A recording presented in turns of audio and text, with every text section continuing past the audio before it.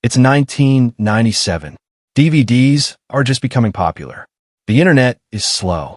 And the biggest name in entertainment is Blockbuster, a company so powerful it practically owns your Friday nights. People rush to Blockbuster stores, rent VHS tapes, and face that dreaded line at the counter when returning them late, praying they don't get hit with a late fee.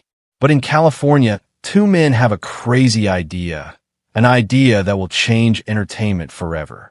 Their names? Reed Hastings and Marc Randolph. The story begins with frustration. One day, Reed Hastings was charged $40 in late fees for returning a movie late, Apollo 13. $40. He was embarrassed and furious. That one moment of frustration planted a seed. He thought, what if people could rent movies without late fees? That thought became the spark for something revolutionary: Netflix. At that time, the idea sounded insane.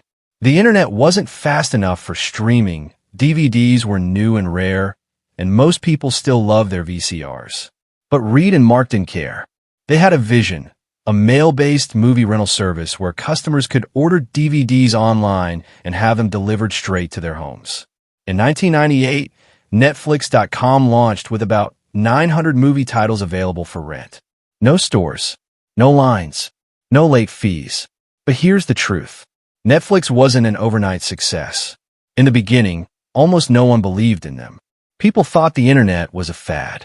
DVDs were expensive, and competing with Blockbuster seemed impossible.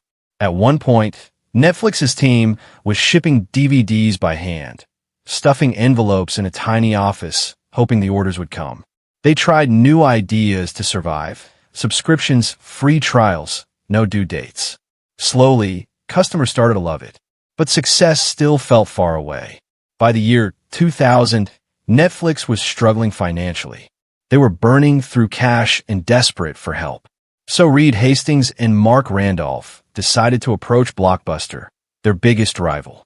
They offered to sell Netflix to Blockbuster for just $50 million. And you know what happened?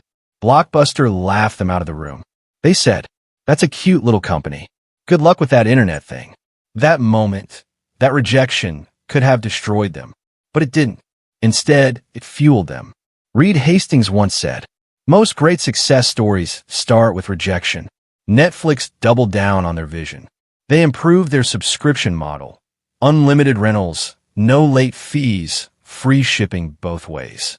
By 2002, Netflix had grown to over 600,000 subscribers, and they went public on the stock market.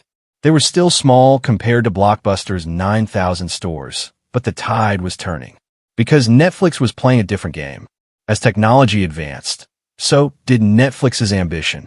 In 2007, they introduced streaming, allowing customers to watch movies instantly online.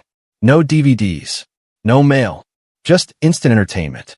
That single decision changed the entire world of media forever.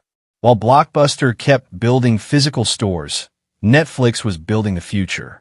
By the time Blockbuster realized what was happening, it was too late. In 2010, Blockbuster, once worth billions, filed for bankruptcy. Meanwhile, Netflix kept growing, innovating, and expanding. Their idea, once mocked and rejected, became the very future of entertainment. By 2012, Netflix had over 30 million subscribers. By 2020, that number had crossed 200 million. Today, it's one of the most influential companies in the world, worth over $250 billion. And all of it started with a $40 late fee and a man who refused to give up. So what can we learn from Netflix's journey? 1. Rejection is not the end. It's the beginning. When Blockbuster laughed, Netflix didn't quit.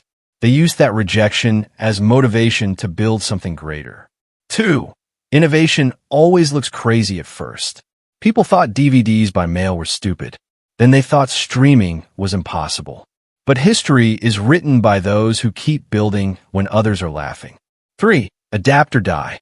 Netflix kept changing with time. From mailing DVDs, to streaming, to producing their own content like Stranger Things and The Crown. They kept evolving. Blockbuster stayed the same and disappeared. 4. Your idea doesn't need to be perfect. It just needs persistence. The first version of Netflix wasn't glamorous. It was clunky, slow, and small. But they started. And because they started, they could improve. Netflix didn't just change how we watch movies. They changed how we think about opportunity. They showed the world that you don't need to be the biggest to make the biggest impact. You don't need approval to change the game. And the ideas people laugh at today might be the ones that rule tomorrow. So if you're watching this right now, sitting with an idea no one believes in, hearing people laugh at your dream, remember Netflix. Remember that the greatest success stories start with failure, frustration, and doubt. Because dreams aren't built in comfort. They're built in moments when everyone says, you can't. And that's when you look them in the eyes and say, watch me. Netflix started with a late fee. They ended up changing entertainment forever. And maybe your idea, that small spark in your mind, could do the same. So keep building, keep dreaming, keep going, even when nobody believes in you. Because one day, the same people who doubted you will be paying monthly to watch what you built.